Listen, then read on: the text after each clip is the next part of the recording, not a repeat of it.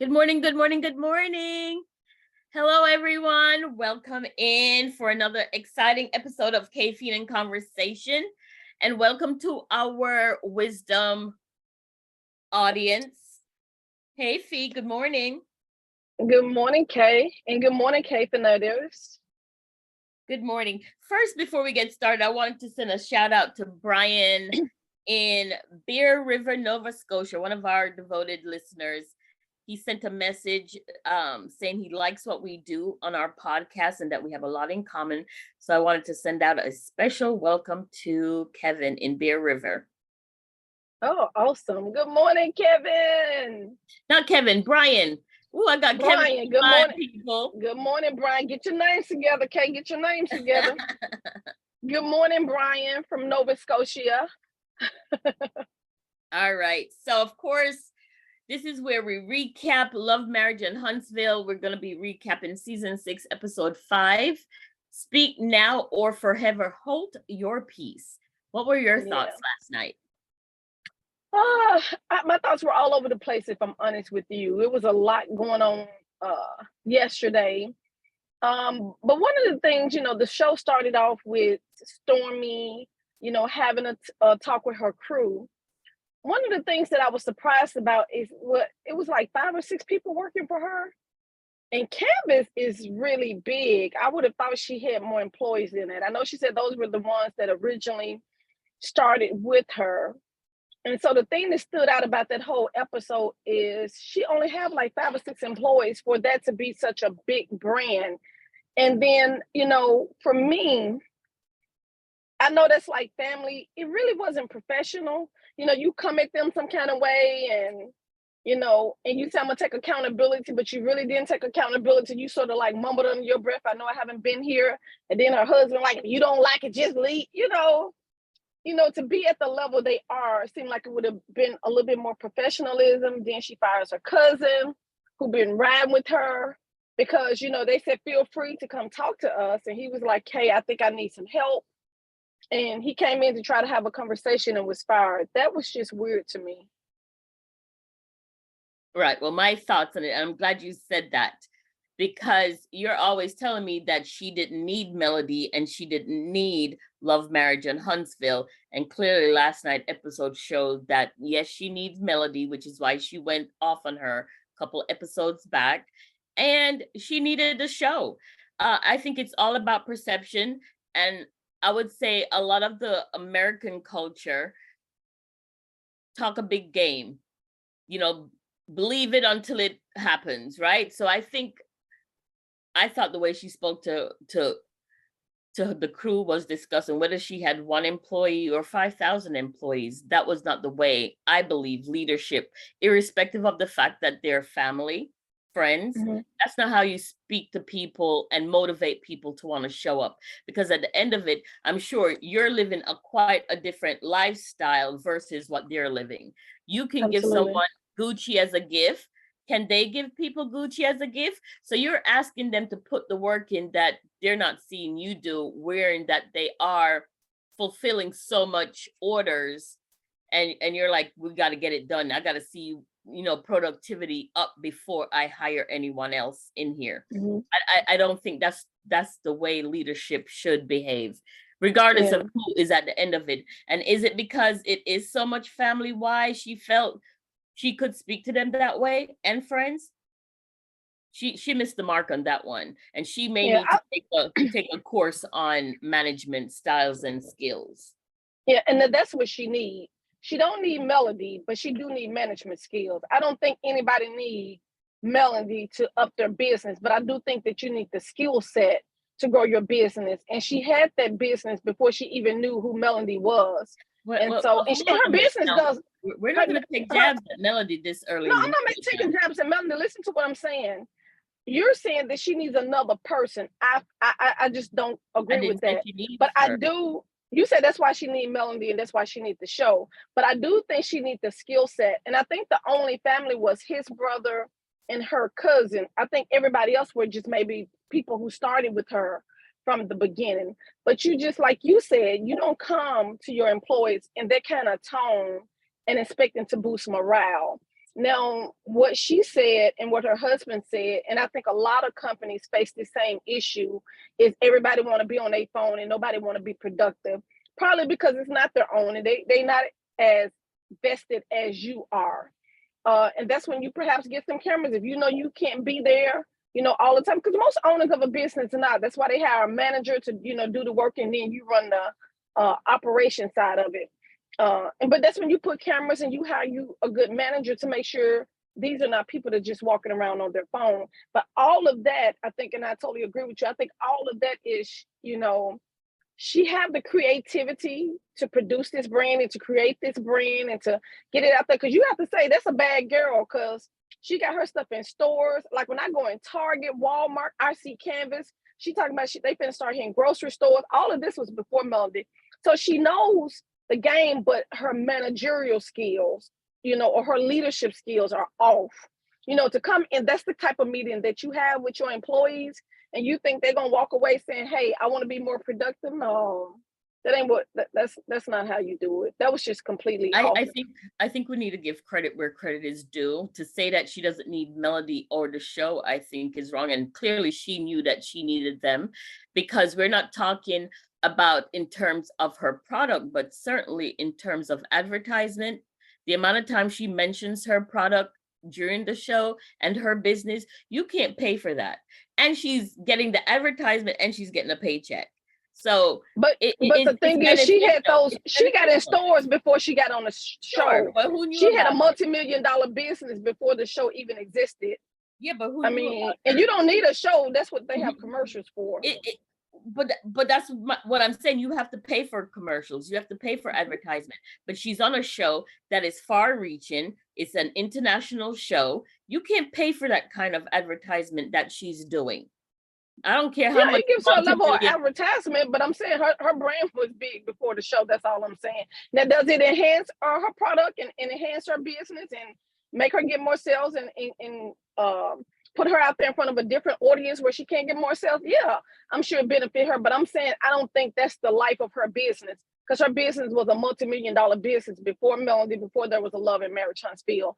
But do it help her business now? Yeah, because she, you get more customers. You put your name in front of more people. So yeah, I don't know what she was doing. That's a win-win. But if you're still having with the same 5 employees and now you're needing more people, I definitely say that the show and Melody bringing her to the show has helped. That's all I'm saying. So the show, yeah. So, and I think next after that, it went on to Melody and her meeting with her team. And again, these are the reasons why they want to be in a scene with her. The girl is just talented. We got to give credit where credit is due. She's talented and she's messy and she's petty, and she really pissed me off yesterday, but go ahead. She's not petty. She's confident, and she knows what she's worth, and you're going to have to pay her for that. And I think that leads into, after her scene was Letitia and Slutty Vegan, and that was just a shout out and to get Slutty Vegan some advertising props. But when Kimmy and Marceau sat down with her and her husband, and Maurice, Marceau, Letitia, and Kimmy. And Letitia, I'm not a fan. I've never been a fan, and she hasn't shown anything exactly. I guess I'm hoping there's another side to her, but she thinks she's the only one that can create deals and do business. And clearly you could see this is only to benefit her, and she's wanting everyone else's talent for free. That's not how this works. Yeah, and I totally agree with that. They want to, and Kim said it. Kim said it best. Kimmy, she said it best when she said that, hey, this don't sound like a group thing. This just sound like a YouTube thing. You know what I'm saying? You and Marceau thing, and y'all just want us to come and bring our time, and my time is too valuable. So I'm glad Kimmy was able to put that out on the table and say, hey, we see you. We see what y'all doing. But as a sister-in-law, hey, I don't mind helping y'all, but my time is valuable, and people should be paid, not necessarily paid directly out of y'all pocket, but get some sponsorships and let's split the money. And like Kimmy told her, this is just a comeback group under new management. Y'all got the same thing different name. And I'm so glad. That's the thing I like about Kimmy is her realness. She had one episode right before the cancer, or one season, shall I say, right before the cancer, where I started seeing her being messy, and it didn't feel genuine because everybody knew the real Kimmy. And so it seemed like she was just doing it to get ratings. Because sometimes you under that pressure when you under reality shows, and she wasn't being herself. But then after this cancer battle, it seemed like we see the real Kimmy again. And to go back to what you said about Mel at the table, her team, I have to say Mel is doing her thing, which is one of the reasons I fell in love with her at the beginning of the show. She's bright, she's smart, she's intelligent, she's doing her thing. But for me, as somebody who used to be one of her number one fans, because I think that's the problem that I have with her, because she is so bright and smart, and she is the star of the show. Some of the things that she do is just so petty to me, and I feel like she's just so above that. Like, why you a giraffe and you coming down to ant level? And when she gets to that level, it makes her look bad.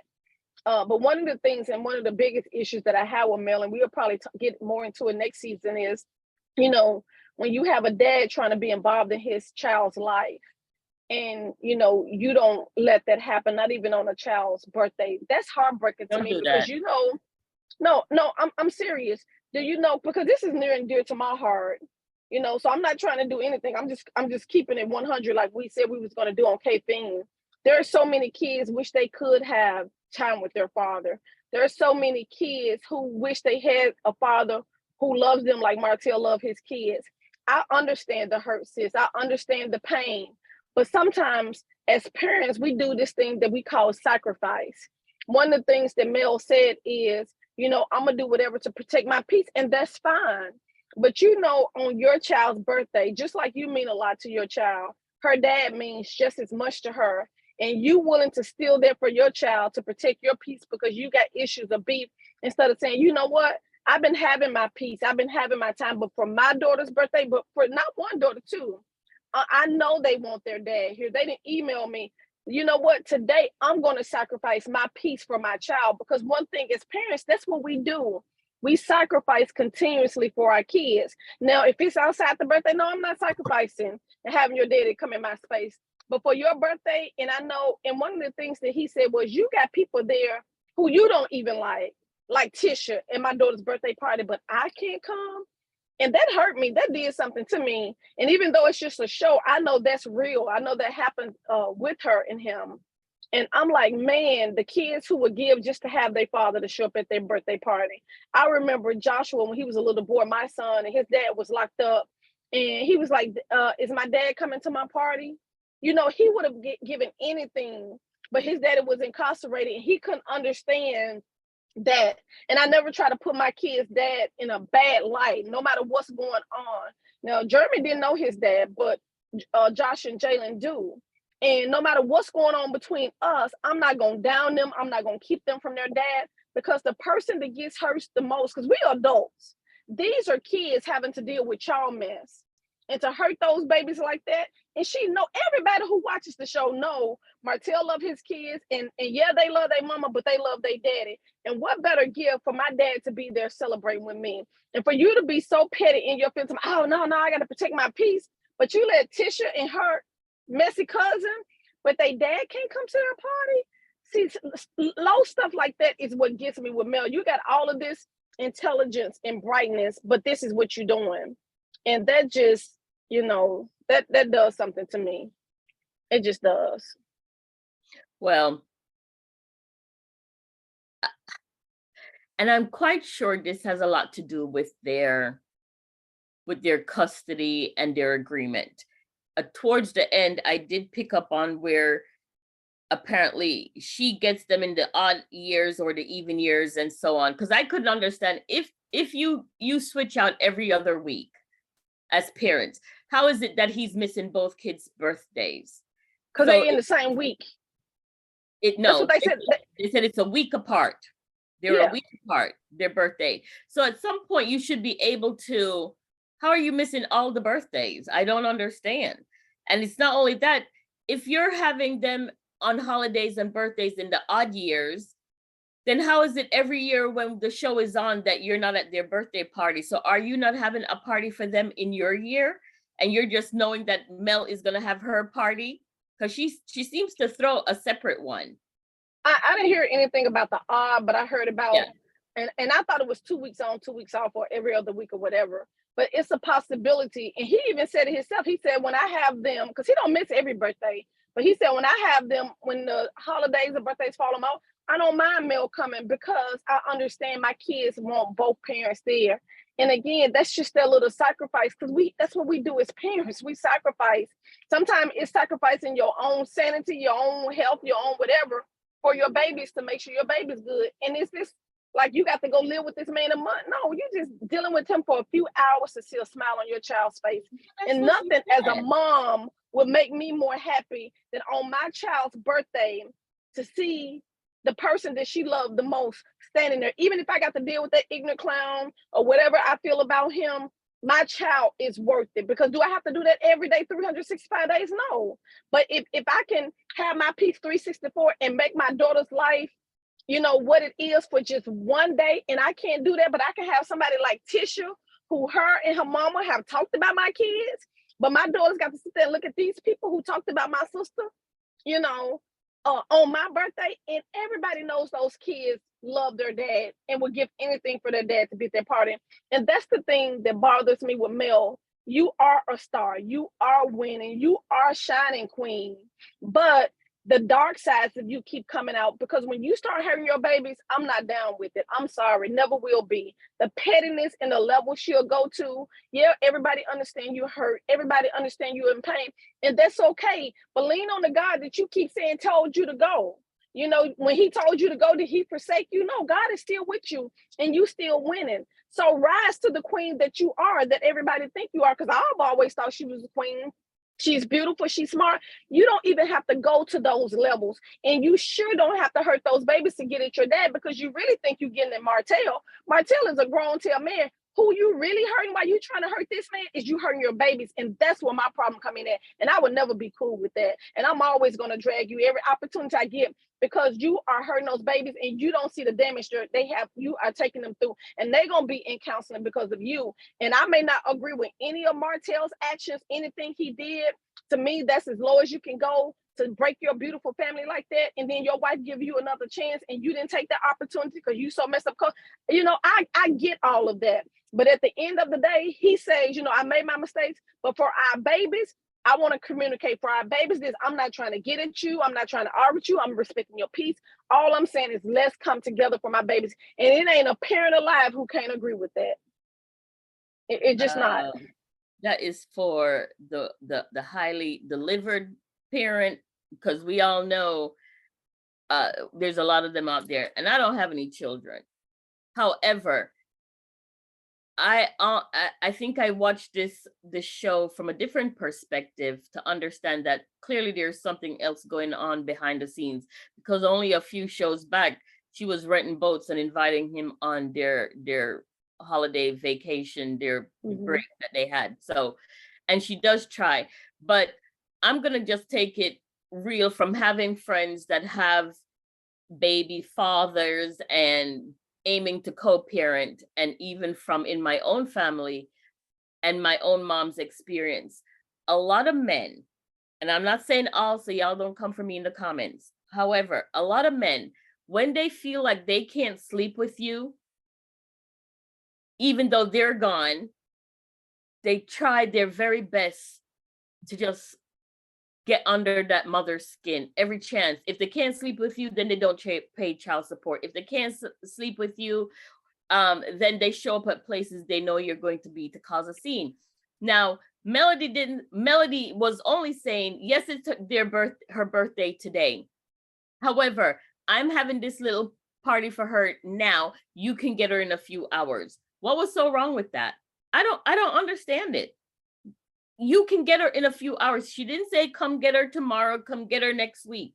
Let me finish with my function that I'm throwing here, and then you can have her. What was the problem with that? And then he wanted to be disrespectful to her mom. Who could be okay with that? And that's a very telltale sign, I believe, on what Martell thinks of women, that you would want to huff and puff and carry on the way he did. I will never be Yeah, I okay. didn't see him because I know this is next week's episode and we jumping ahead. I didn't see him get No, that disrespect wasn't for the next mom. week. That wasn't next week's episode. That was him showing up at the party, and they were in the little vestibule, and Vanessa and other women were in there with Melody, and she was saying to him, no, I don't want you here at this party, but you can come get her after the party in a few hours. She said, I'm not telling you you can't have your daughter and see her on her birthday. I'm just saying after my function, you can have her.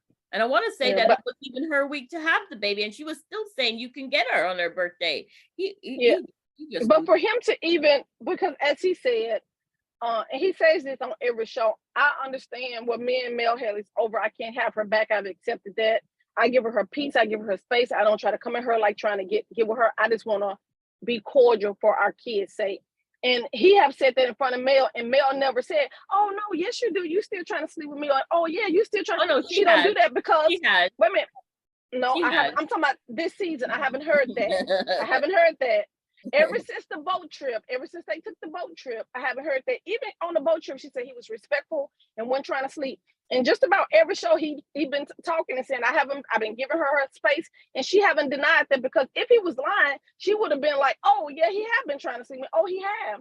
The thing she keeps saying is, he keep trying to call for the kids' sake, and I don't see anything wrong with that. And if it's a party for your kids, because think about this, how did Martell know where they were? Like he said, my daughter emailed me and asked me to please come, which shows she wanted her dad there. And Mel should have thought about that.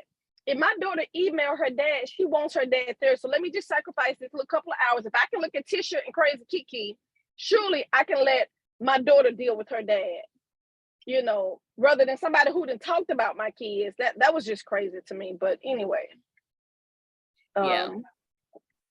We can certainly move on from that. We're not going to resolve that because we're still trying to resolve wars around the world. So we definitely ain't going to resolve this war with Love and Marriage, Huntsville. But I hope, and there's not much more years to go before they're entitled to their own cell phone and he can call his kids directly, because I still feel it's an issue. And I don't think it'll ever be a point where Melody and Martell will ever be cool, because this is not the life she envisioned for herself. And no matter how many times she gave him a break and forgive and got over it and got past it, he still kept doing it. And he still kept cheating, and not just cheating with multiple women. He was emotionally invested in someone else. And I think with any woman, if they're going to be honest enough, that's always more dangerous and hurtful when you emotionally. What multiple women come from? No, I didn't say. I said it's not like he was cheating with multiple women. It was one woman, and therefore he was emotionally connected to a person. And I think you would be hard pressed to find women who weren't feeling some kind of way because their husband emotionally connected to someone else. It could have been 100 women that he slept with, but he wasn't emotionally connected. So that was okay to get past that. So I don't know. I think I don't even think Martell needs to be dating. Martell needs to be in some intense therapy to get to the root cause of his issues. You know what I mean? He's in therapy. He talks about that all the time. He's in therapy, but I'm not sure. That's why he's not trying to get in a relationship. He said, I'm just out there, just in law. He said, I'm not trying to get in a relationship because I'm in therapy. He said that. And everybody keep trying to put him with Sheree. He keeps saying, we're not together. We're not a couple. I'm in therapy right now, trying to get myself together. I feel like, people make a mistake. Just almost like the Chris Brown thing. They had put this little rumor out that Chris Brown jumped on Usher, and everybody was saying that was a lie, but everybody was so quick to jump on the bandwagon, because when you make a mistake in life, it's like people hold you in that space, and no matter how much you grow, no matter how remorseful you are, and if you turn away, everybody's still trying to keep you in that box. And that's the thing that I hate, because we're all humans. We've all made our mistakes. Our mistakes are just not played out in front of the public eye. But to say a person can't learn and grow from their mistakes, and I'm sure Martell has. All I'm saying is, I understand Mel may not never forgive him, because this is the life, like you said, she have an envision. But for your kids, on certain days, maybe 2 or 3 days a year, Yeah. you should make a sacrifice for your kids. That's all I'm saying. I'm And not telling I her tell to you, fall you know back what? in love with the man. And this is probably my nursing aspect coming to light. You know, I don't believe you just come with your issues. You need to come with a resolution. And I just thought about this last night. I don't know if they really truly have money, because you know, a lot of these shows are smoke and mirrors. You know, they lead us to believe something, but it's not actually so. But if they have all this money and they're always buying property, why can't they buy a home for the children? And instead of the kids uprooting every week, why not the parents move in when it's their time to have the children? Because I can see where that can be a lot of the discord. You know what I mean? The kids stay put, but the parents come in and out, and then they can have, because one of his issues is that he's saying is that 20 people looking after his children and he don't approve of it. And the thing is, I don't think a lot of things has to be brought to TV. If you're having an issue with the other parent, let's go back to court. And they are back in court, and that's where a lot of the problem. That's what she told what's-call's wife. You know, he taking her to court because he won't cuss her, because he don't want everybody watching his kids. Like you said, they were fine with the whole boat trip. And so because Mel is petty and she's still hurt, and I understand the hurt. I don't understand the pettiness, but I understand the hurt. That, you know, if she's in town and she has something to do, because as she say, I'm a busy woman. And so because she is so busy, and when she does have something to do, instead of her saying, let me let y'all go with y'all dad, somebody who love y'all, somebody ain't got nothing to do, who willing to watch y'all, she would choose to let her brother, mama, friend, lady down the street, woman around the corner watch her kids. And he said he tried to go and talk to her, but because she still got all of this hurt and pain, and because she's still out lashing out, because let's be honest, hurt people. And because she is so hurt, she's trying to hurt him. And she know the one way that I can hurt him is through the kids. And a lot of women do that. They get so hurt and so broken and so bruised until they lash out. And they trying to lash out at the person who hurt them, but they usually end up hurting other people that didn't even have anything to do with you. You end up bleeding on other people who didn't even cut you. Sometimes it may be your kids. Sometimes you may be projecting on your coworkers. I have even been at work at the hospital, and nurses be so nasty. And you know, it don't even have nothing to do with you. I tell my students that they got their own issues. One nurse went off on my student so bad that I had to check her. And when I checked her, she broke down and started crying and said her husband had left her, took the car, and took all the money out the bank account. But yet she was projected on my students, you know. And usually that's what happens. You lashing out at people that didn't even cut you. And that's what I see Melanie doing.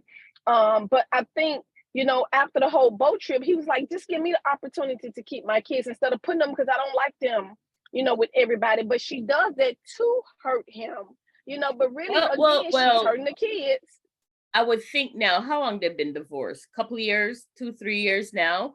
And by now, surely he's learned she can't be reasonable. And I think anything to do with the children, he should have to know, well, maybe I just need to go to court, because they are in court, and that's what she's so angry about. And I don't understand why he's not given first refusal. If you have things to do, the first person should be their dad. Absolutely. Now you see what I'm saying. But she don't do that. But I agree. I mean, I don't think I'm being unreasonable, because I also understand, because I came from a broken, you know, my parents weren't together when I was growing up. And I get it when you're using the child as a pawn. Nobody wins in that case. The kids definitely don't win. I can tell you that, because it took me all of 55 years to finally, you know, unpack my baggage and let some stuff go. You have to reconcile with it. I mean, some stuff I reconciled with years ago, because if I didn't, I wouldn't have had a relationship with my mother, for sure, especially being such a hard disciplinarian. But I could understand that now, because she had to rule the home with an iron fist, because she was the only parent and she had to go to work. So my mom led me to believe that she had eyes in the back of her head. And some of the things that she would call you on, you know, now she'll tell me as an adult, like, it's not that she knew, but she understood what kids would do. And you had to rule with an iron fist. just to make sure your kids stay safe while you were out there trying to put bacon and the beans and the rice on the table. So I get all of that. So I'm hoping she has good girlfriends. Sometimes when you see women behave that way, they don't have good girlfriends in their life that can check them. Like, girl, like Petty Betty that she was sitting with. Yeah, I'm going through a divorce, girl. Misery love company. No, yeah, I'm going through a divorce too, but this is not you're moving kind of different. And that's the thing with Mel, she cut all her friends off, so she's never gonna have girlfriends. And not even cut off all her girlfriends. You know who she's gonna cut off? She's gonna cut off the ones who check her and like, listen, this is BS. And that's not good. If you only have people, because she thinks she lives in her perfect world and she's making a good decision. So everybody it's been shown on the show, every friend that she have, and they thought Melody was a true friend, and she cut them off like like a bad habit, child. And so that was part of the thing. You keep saying they should go to court. Martell said, I'm gonna have to get full custody so I can determine who my kids are with. And so where you saw them going on the boat trip and then all of it stopped is because of all the babysitters. And he said, well, hey, I can't talk to Mel, so let me go to court and try to get custody. That way I can control, who my kids are with. It's not healthy for them to be with, different multiple people when they got a dad in town, who can watch them. Even if y'all have a little drop-off place, at the Fletchers or somebody, hey, pick them up at the Fletchers, because they both seem to like the Fletchers. Hey, you pick the kids here up at this time, and I'll go back and pick them up or whatever. And so it's all petty, and I'm hoping. That's what I keep trying to tell you. There's definitely a shift happening, and I'm hoping our listeners, if we can do nothing else, there seems to be a shift that's occurring. I'm on social media. I don't do too much social media, but I love a TikTok because you can learn things over at TikTok University. There's a shift where what women are doing in the world, men need to catch up and have an understanding of the space that women hold in this world. Whether it's, I don't know, we're gonna have to start having a lot more honest conversation about what we're expecting in relationships. As you know, I don't too much subscribe to gender roles or gender norms. I think you need to speak about what you're needing and wanting. And the young girls get it. This girl went out on a date, and the first time the guy he wavered. He said he was coming to meet her and canceled, and then she blocked him. She blocked him on all social media. So he found a way to get in contact and ask him what he did wrong. She said, well, you flaked on our date. And he's like, well, that was just one time. And she said, that's all it's gonna take. And maybe now you can do better for the next girl. Women aren't putting up with that stuff anymore. I don't know what it is. I agree with you. I think that it has shifted over the years, and women are, stepping up at the plate, not because sometimes they really want to, because they have to, because the men haven't been doing what they're supposed to be doing. So you most definitely see a shift in relationship and gender roles. Women ain't like my great grandmother used to be, where they staying at home and cooking and cleaning and all of that. It's like whoever it works for. And I get it, I understand it, and I'm with it. But even sometime in that, because I still got a little bit of old school in me. And so for me, even that hurts the kids. Because I remember, because of my mom and dad's toxic relationship, and my dad, from what I hear, was an abuser. And when my mom looked at me, she saw only my dad. And so because of that reason, up until my grandmother died, up until I was in 7th grade, I stayed with my great grandmother. And a lot with my great grandma. I stayed with my mom, but I was predominantly with my great grandmother all the time. But I remember, coming home, to a hot meal, coming home to somebody help me with my homework. It was always that stability. But now, because it's a shift, but now because of that shift and women are having to step up and bring home the bacon and all of that, who's left raising the kids? And really, this whole female movement, you see the byproduct of it, where kids are raising themselves, social media are raising them, and they wonder why these kids going to school, acting a fool, doing this. It's because nobody's raising them, because dad is not there. Mama is having to step up to the plate and work. And so when I come home from school, I'm popping something in the microwave. I'm helping myself with my homework. I'm letting social media babysit me or whoever because mom having to work. And again, you see the kids hurt. Yeah, women are doing their thing, but who's raising our babies? Who's raising our Um, baby? And you can see it all over the world. These young people are losing it, and it's because there's no real parenting going on. It's just the truth of the matter. but where's the accountability to the fathers now? You see, and That's you what I'm know what, saying. That's and because you they're not know doing how what they're supposed to do. I feel about that. But even, and this is where I'm hoping we're putting women on notice to ask these questions, because for me it's about education and asking for what you want and defining what each person's role is going to be, because it's something that you just said that triggered what I wanted to say is mom is working, dad is working, mom gets home and she hasn't clocked out. Dad comes home, he sits down, he goes to the fridge, get a beer, sit in the recliner until dinner is ready. And mom is cooking the meal, helping the kids with homework. They're getting them ready for bed, and dad has done his shift and he's been able to sit until everything is ready and done.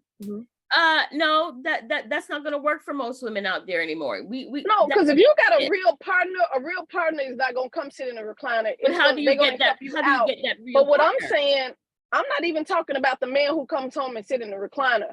I'm talking about the man who has left the home for whatever reason, and the mom is having to do everything, come home and do this and that. That's what I'm talking about. And what I'm saying, because men, and I'm holding men accountable, because they don't do their part, it's making women have to step up to provide for the homes, and our babies are left to raise themselves. That's all I'm saying. Back in the day, children were more respectful. You didn't have children up in school cussing parents out, shooting you when you go to Walmart.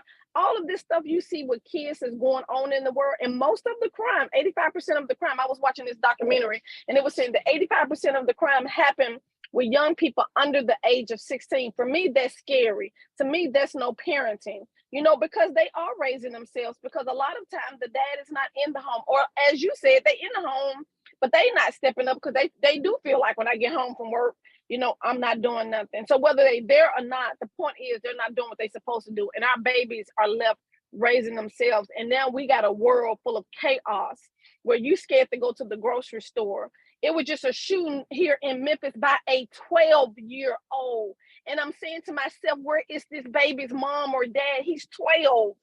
And he's going to get locked up and do adult time at 12 years old. And it's somewhere, yeah, there's a shift with the women, but there's also a shift in our kids, because they are not being raised. And not because moms don't want to raise their kids. Women, and there needs not because women don't want to raise their kids, but if daddy's not there, I'm going to do what I got to do for my babies. I'm going to get out and work. And there's a shift in women. There needs to also be a shift in men. Because not because you're not there in the primary home mean you can't play an active role in your kid's life. And that's true. From what I see, okay, out of sight, out of mind, they ain't here, so I can't be bothered. That doesn't mean you can't still call your kids. Everybody now have smart devices. You can't still call your kids at the end of your work day, still work with them on their homework, even though you're not in the home. Still, Patty Mel won't let Martell call his kids and be active, because we got moments like that too, hurt, and then keeping the kids away and using the kids using the kids as a what you call. I even think about my husband and his girls. He didn't meet his girls until they got 14 and 16 or something like that, because the mama went above and beyond to keep the kids out of their life. Not knowing she hurt the kids. That's not every household though. Yeah, but I'm saying a lot of kids are like Mel. They're mad, so they're gonna try to keep the daddy away. So everybody, ain't got that mindset. They being petty, like Petty Mel. And I think I've told you about this girl I know. I used to work with her, and at the time her son was like 6, 7, 8, and she wanted her baby daddy to come get his son, and she took him back to court, and she told the judge said, she said, what is it that you want? She said, I don't want any money from him, but I need him to come get his son because I need a break. That's what I need. I'm with her. I'm with that. And when I met her, that had already happened. And she said at the time, their relationship is so awesome to see. But if I hadn't done that, he would have been like one of those who just, and sometimes it's not about the money. And some of these, I wish some women would understand it can't just be about the money. And then some fathers too, even whatever the child support is, they think, well, let me just pay it and then I can just be absolved from everything else. No. And no, whatever the court is telling you to pay, I'm telling you, it'll never be enough. The things that single mothers can achieve with the little that they have, and you have to keep in mind that whatever it is, it's not going to cover the rent, the water, the light, and all the activities and the food. Let's talk about the food alone. I told you, I went grocery shopping for myself last week and I had sticker price shock. I'm like, how are people with kids affording these prices? I bought 8 apples and it was like $10 for 8 apples. So who is having a nutritious meal in their home? Absolutely. Now, so as a parent, you know what you're going to do? You're going to buy the stuff that will fill them up. It won't be nutritious like the pasta, the rice, whatever can stretch. It's a mess. So I know it is. We try to bring it back to like real life experiences. We kick it off with the show, but then it has to come down to something more. And I hope young men are listening too, and old men and women and of all age group. And we've got to come up with a solution. I saw this girl, she did a TikTok. She said, she's a 30-year-old, and she said, I called up my dad and told him to get ready. I'm coming to take him out to go get something to eat, and we're going to spend the day together. And she said, I ain't going nowhere. He's blowing up my phone now. He said, I wonder how he thought I felt when he told me when I was a kid and he was coming and never showed up and never called me. I like, that's damn. real. Yeah. That hit hard. Real. That hit hard. Yeah. So, and don't forget, the whoever the custodial parent is, they're the person that is shaping your child's mind. Yeah. What is the story you want them to tell your child about you? Yeah. And one of the things I thought about when I was watching the show last night, I said, because Mel's oldest daughter, I think that's Malia, if I'm not mistaken, it's the oldest girl. Or is it Mariah? Well, Mariah, one of them. I get them M's mixed up, the Eminem kids. I said, what happens when these young girls who love their dad so much, get old enough? And I'm sure she's old enough now to look at shows when, just like we get on social media, because you can pull Love Marriage up on Huntsville, and to see, I have emailed my dad to come, and then I see my mom putting them out. That's going to cause resentment in your kids because you're keeping the one person from them that they really do love. But we got to stop hurting our kids to get back at these men. Y'all have got to start stepping up to the plate. Like Kay said, it ain't just about child support. It's about being present. A child wants your presence more than he wants your presence. He wants your presence. He needs you to be there more than he needs your stuff. And it just makes a world of difference. And we have got to find a balance, because again, we losing. We losing because our babies, they are going wild in the schools. When I watched a YouTube video and I saw this 13-year-old girl come up to this fully grown woman to try to fight her because she asked her to be quiet in class. I'm like, are you kidding me? Some of the things I see kids do, they have no respect for elders. Again, they're raising themselves. And it's all, due to this. Like I said, when you had predominantly women at home and the men got out working, moms were at home helping the kids, and like not just cooking and cleaning. I'm not even talking about the leave it to Beaver. They was instilling in them morals and values and sitting down and spending that quality time with them and just parenting and raising them and teaching them what's right and teaching them what's wrong. And you saw a difference in the world. But now, because women have had to step outside the home, because men haven't been doing what they do, our babies are going wild. It's like children going wild. And I don't care when you turn on the news, most of the crime that you see, a lot of it, especially in the urban communities, they are under 16 years old. And it breaks my heart. It really do. I can't even get that little 12-year-old out of my mind.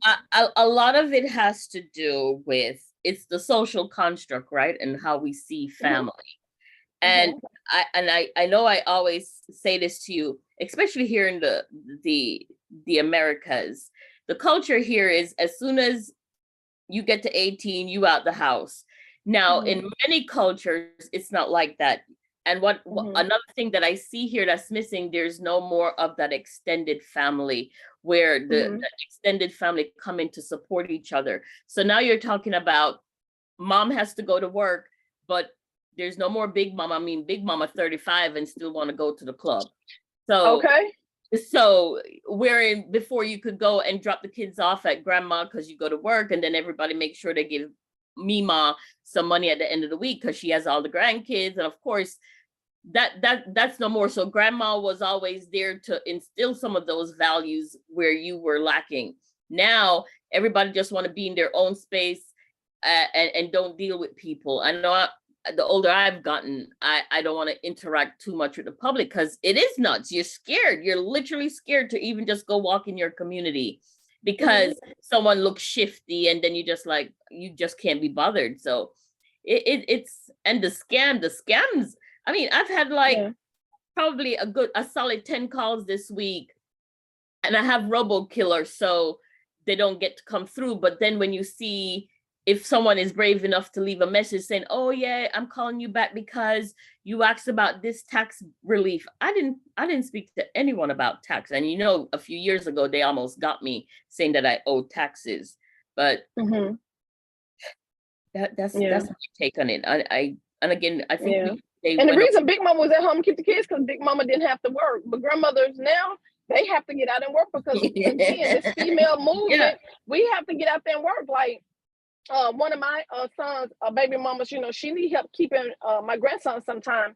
When I can, but I'm not a grandmama like Big Mama where I'm just sitting at home twiddling my thumb waiting for the grandmamas. I'm out here working. I'm out here getting a paycheck. I'm out here getting degrees. I'm out here running a nonprofit. I'm not just sitting here twiddling my thumbs, keeping grandkids. I'm traveling with my husband, and so we, this, like you said, this whole female movement has changed where we just not sitting around anymore. We have had to step up to the plate. We've had to. And our babies suffer. Our babies suffer. Well, I am hoping to sit at home and raise my grandson, and that will help his mom. But I don't have the privilege to do that. I have bills to pay.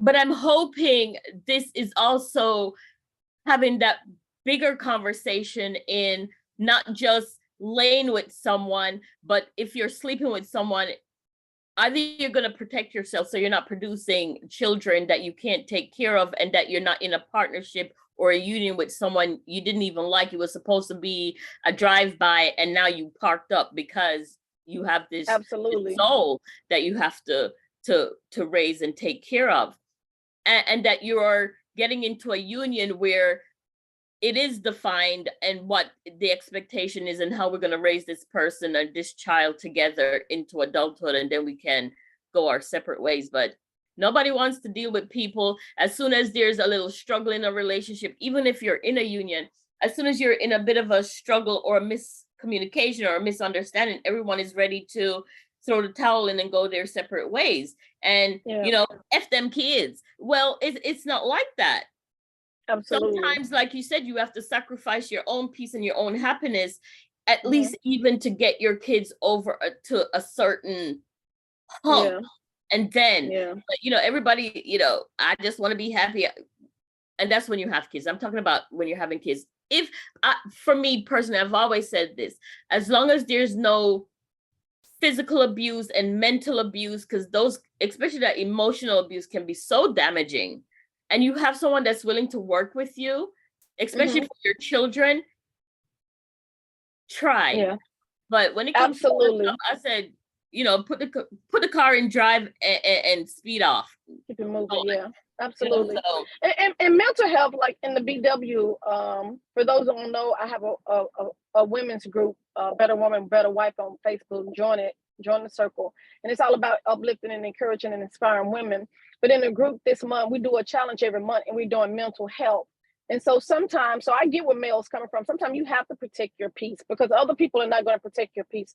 Sometimes you have to learn how to say no. And all of those things are important because if you can't take care of self, it's going to be hard for you to take care of kids.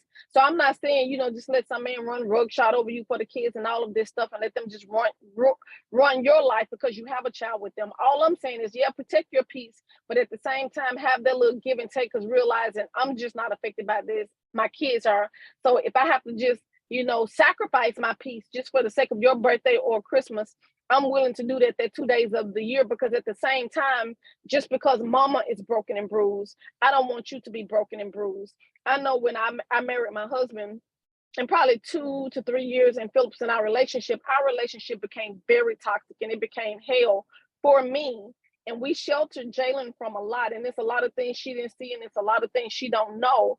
But one of the things that I did, because I knew how my life was without a dad, I knew how promiscuous I was without a dad. I know the battle not having a dad. So I sacrificed a lot for my daughter because I was determined to have her to grow up in the house with her dad. So she wouldn't have to go through what her mom go through. Because when I look back over my life, I used to just cry. And I'm like, I love this little girl so much. Because, I've always wanted a little girl. I love my boys dearly. Lord knows I love my boys. And this ain't no favoritism thing. But I just always wanted a girl because I never had a relationship with my mom. And so I said, man, if I have a little girl, it's just this relationship I want, which is why I go hard for my baby, which is why I talk to her every chance I get. But at the same time, Jalen don't know the sacrifice I made. I put my peace and my happiness to the side so she can grow up to be a better woman than I was. So she didn't have to go through those daddy issues. And it worked. I put up with a lot. I then got to the other side of it because me and her dad, we're in a beautiful place now where we just love being around each other, but it hasn't always been that way. And Jalen don't know that. But it's at any point I could have walked out and said, F all of this. I ain't doing it. But every time I got that mindset, I look at that little girl and I'm like, I'm going to push. I'm going to put over what I have to for my baby. And I did that. And Jalen is a very productive at 22. Saving thousands of dollars, got her own car. She setting goals and dreams, and she ain't that promiscuous person like her mom was because she had a daddy in the household who showed her that love, who opened the door for her, who brought her flowers, who took her on her first date, who made sure she was good, and he still makes sure his baby girl good. And I do it all over again just to see that again. I do it all over again because I see the beauty when you have both parents in the house. But I also see the void, the pain, the dysfunction when there are not two parents in the house trying to do what's good for the kids. And I'm sure I'm not the only one making sacrifices. Philip made sacrifices too, because, he feel like, man, I had 3 kids I messed up with. I can't mess up with this one. So we both had that mindset that no matter what went on for us, we was going to do what we had to do for her. And it paid off, Kate. It paid off. And it's a beautiful thing to live in dysfunction all your life you living in dysfunction, and then you make up your mind that I went through this, but I can't let this one go through this. I can't let my baby go through this. And you see that it works. Maybe that's a beautiful thing to see. So I definitely have a different perspective. I don't think you need. You always do. I do because I don't think you need to have both parents in the home. But I do believe you need to have a functional relationship with both parents, because I've seen it both ways. I've seen both parents in the home and the dad don't know what's going on with the kids, or vice versa. The dad is fully immersed and the mom is not. Don't know what's going on with the kids. So if you take an active role in your children, whether you're with that mother or not, that's the difference, is to have that relationship. Because I know, and the reason for it, and I hope this comes across to our listeners and to the young women and the young girls and the fathers that's out there, that's the first relationship that a girl will have with a man. And how you treat her will determine what she will accept moving when in her adult life. Now, will she get there in the end? Yes, like myself, it took me many years. It's only in my 50s that I finally understood it. I never knew how to have relations with a man and to to set those expectations. You know, you were a part of that pick me culture, and then you were just so elated just because a man was showing you some attention, but you didn't know what that value was to ask, to make sure that you're aligned and to can see through the BS and like, this ain't right, because you didn't have that first man in your life explaining to you, no, a man should not be treating you that way. No, if he says this, it's BS, and move along down the road. This isn't it. This ain't gonna work out. I'm gonna tell you why. And the reason I can disagree with you, because I've seen it firsthand. You know, between Philip and I, we have 6 children. And of course, my opinions is not a fact. It's just my life experience. So for our listeners out there, I'm not saying what I'm saying is just a fact and it has to be this way. I'm just going by my own experience. I've had kids that their father wasn't in the house with them, and he left them with the board. I've seen me and my husband stand together for my daughter, and she's totally opposite than our other kids. And then what you said, Kate, and the reason I can disagree, and you said all you need is, even if they're not in the house, 2 parents coming together. With my husband and his oldest son and his first wife, him and his first wife got along very well, had a very good relationship up until she died. My husband was very active in his son's life. He had him, the child stayed with us every weekend and every summer. He was very active. He taught him everything. But one of the things that his son has told him more than once, for you not to be in that house with me to see you over there with that woman kids and my sister, that hurt me. And every day I had to hurt because you was over there and I was over here. Even though I saw you on the weekend, they got to see you 7 days a week. Yeah, you got me in the summer, but they got to see you 365 days a year. And for the longest, my stepson resented my daughter because he was like, and he have even told my daughter this, you got the chance to be with dad 365. I only got to see him summer and weekends. And he resented my husband for the longest, even though he was there went to every school activity, very involved, talked to the mama every day to know what was going on with his son when he went with him on the weekend, when he went with him in the summer. He was very active, but that child hurt because he's like, I know you over there, and come Sunday, I got to go back home. And I'm not going to see you again till next Friday. I'm not going to see you till the summer. Even though he was very active. And my son now, he's very productive, make good money because of what my husband taught him. But none of that matter because it goes back to what I said the first time. It's about the presence. And even though my husband felt like he was very present because I'm there every single weekend, I got you every summer. I'm calling on you every day through the week. I'm at every school. When the school called, they wouldn't even call his mom. They would call Philip. Philip went up to the school. I mean, he was very active. So even with you saying like 2 people outside the house, that still hurt that child. And he still says that. And that's also, and that's perception. And that's to me is someone that's unreasonable. And you can't. I don't think he's unreasonable. That's just how that made him feel. That I got a sister who can live with my daddy year round, and I want to be with my daddy year round, but I can't.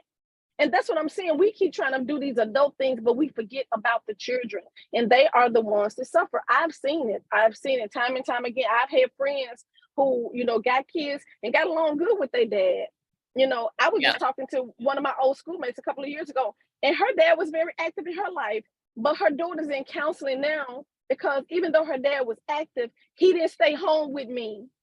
And she's in counseling for that now. Crazy. And her dad, but I'm saying it's not crazy. It's just how a child feels. They want that parent there. That's why I said presence is everything. And so it's a lot of young adults.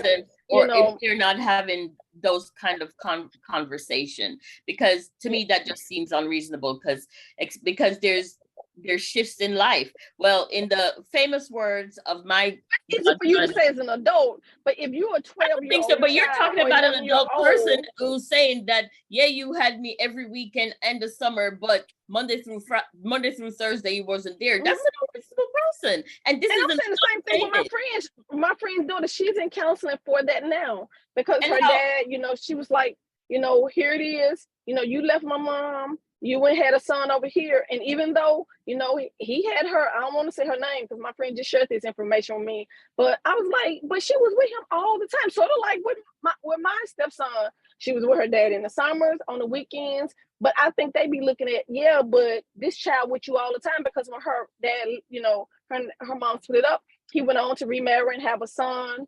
And then you see this son got daddy all the time, and it does something to kids, whether you agree with me or not. Like I said, I've seen it firsthand. I've heard it from friends who have kids, and it's for these kids. We may say it's unreasonable, but it's how they feel. And I'm never going to downplay how somebody feels, because I can only imagine. I know how I felt, not having a dad. So I can imagine. I hope they are able to, once they get into sometimes you got to go through life and go get some experience to realize they did the best that they could, with what was laid out in front of them.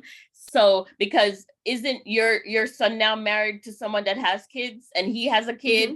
So I'm hoping he's making an effort to make sure his kid get to see his mom, and that his wife kids get to see their dad. And let's see how easy that is. They do.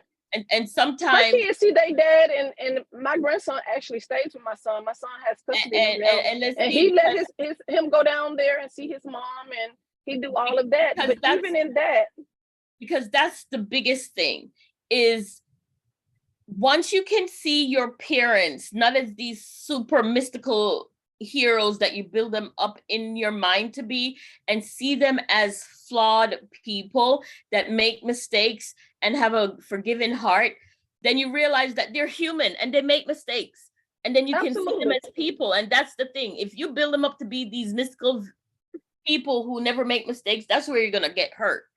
Well, as children, sometimes you do look at your parents as being hero, because you're a child, and as you're a child, you think as a child. And sometimes it's not until you get older till you understand, oh, my parents weren't human. Oh, my parents, whatever. And I think, like, even now, like you using that example of my stepson, I think now that he's married, and not in the house with his son, now he maybe can understand his dad more, because he has a better relationship with his dad now, because probably now he's in that same position, and now you can understand. But as a child, though, you don't understand that, and the void and the pain, it doesn't go away, and it's sometime until you get older. You're like, saying now, with the relationship I had with void? You're saying now, I'm saying no, he doesn't. I'm saying no, because maybe now he's older and he do understand. But I'm saying, as a child, you're not thinking like an adult. You thinking like a child, and as a child, you just want your parent to be there in the house with you. And I'm hoping parents learn that. Don't leave your kids, even adults. That's why we just got to stop hooking up with anything. To write the story in their head. You need to talk to them. You can't be so immersed in your own feelings that you forget that if you don't have these conversations with your children, they're going to create the stories in their head, and it may not be the story you want them to write. Leave my pen alone, girl. Yeah, but kids are gonna always want both parents in the home, and it's always gonna be a void. That's why we as parents, we have to start educating ourselves. We have to make sure we ain't just laying down with lottie dottie and anybody, and making sure. I don't think that's what kids wish for, because I've also known. Oh, absolutely, they do. I don't believe so, because I have listened to people who had their parents up to a significant age, and they've gotten so disgusted by the arguing and the fighting that they told their parents, you need to get a divorce. We can't do this anymore. This is too much. So that too is important for your children to see. That still don't mean they don't want their parents together. They just don't want the confusion. And how do you end the parent or something? And how do you end the confusion? But that goes back to what I'm saying. We have to be, that's why I think premarital counseling is important. That's why I think seeing red flags in the beginning and not just looking over those red flags. I think in hindsight is 50-50. At 50, I can say this. At 16, I couldn't see this. What does pre-counseling have to do? I knew someone who because what I'm saying went to pre-counseling with his wife. Okay, let me explain it to you. Hold on. And let me explain it to you. Hold on. And the counselor said to them, you two should not get married. You know what? They said to each other, he don't know what they're talking about. Exactly. And they should not, that counselor don't know what they're talking about, and they still got married. But that's a choice that they made. But I'm saying, if we listen to wisdom, the Bible said that you should listen to wisdom. All I'm saying is, so many people, they hook up with the wrong person and the kids pay for. We marry people we know we shouldn't have married. We hook up with people where God sent us all the red flags. We go to the premarital counseling, like you just, said. Somebody said, oh, they don't know what they're talking about, which they really do, because they can see. So if we take these relationships more serious and realize I may reproduce with this person one day. So I have to make sure I'm reproducing with the wrong, because I don't want my child to go through that. Because there are people who listen to wisdom, who do things right, who go to premarital counseling, and they have a beautiful marriage. Not saying that they don't have disagreements, but they able to handle those disagreements in a functional way. Whereas the kids are not, they not harmed by it. Sometimes, and especially in our community, we see so much dysfunction till we think it's functional. But there are people out there who do things the right way, who go through the premarital counseling. They don't rush into relationships. If they see the red flags, like you talked about, the young lady said, "Oh, you missed one date one time is all enough." That's a young lady sound like to me. She's been in a functional household. Her mom have raised her to look for these red flags and not to put up with nonsense. And when you got that mindset, like that young lady you talk about, you're not going to just lay down with lottie dottie and anybody. And you're going to make sure when you start reproducing, you're reproducing. And in marriages, every marriage has had a hurdle, but it ain't a hurdle where the kids be like, "Oh, I wish mom and dad get a divorce." When you have kids saying that, they living in dysfunction, but you have people who've been raised right, who do things right, who probably grew up in dysfunction. They be like, "You know what, I'm not going to take my kids through that." And they have functional households, and their kids grow up to be happy, human beings who keep that functional going on, and there ain't all these generational curses going on. Because I got friends like that too. They grew up with both parents. It wasn't the arguing stuff. Like I got one friend, she said she never heard her parents argue, never. I'm like, never. And she said it wasn't. She said it wasn't until she got grown. Her mom said, "Girl, we did argue. We just made sure we wasn't disrespectful and arguing." She said, "When me and your dad had a disagreement, we wait till the kids go to sleep. Him and I, we sit on the bed and we work it out." She said we had a lot of disagreements, but we knew how to handle conflict. It ain't that I got to cuss you out. You're an MF, you're a B, you're what you call, and then we get through it and we go on. And that's what you call a functional relationship. And the kids do not suffer. But that goes back to who you choosing to lay and sleep with. But if Jody ain't doing good before you had a baby, just because you have a baby with him, he ain't gonna all of a sudden change. Or just because you marry him, he's not gonna change. He's still gonna be Jody. Yeah. And I also think it's important, even if you come from a household with parents in the home, it's important for children to see conflict and to see how it's resolved, because that will take them on into their adulthood. You shouldn't hide everything from your kids, but that's for another show. But in the famous words of my godson, Jeremy, sometimes you can't push through, caffeinators. I had a conversation and my godson checked me this week. Okay. So on that note, thank you for tuning in to another episode of Caffeine and Conversation. And I hope you found something here that was useful that you could take into your work week. Yes. And caffeinators, we love you all and we thank you all so much. Again, leave us a like, a comment, a subscribe, and we'll see you. And share with somebody. Yeah. And join us again next week for another episode of Caffeine and Conversation. Yes.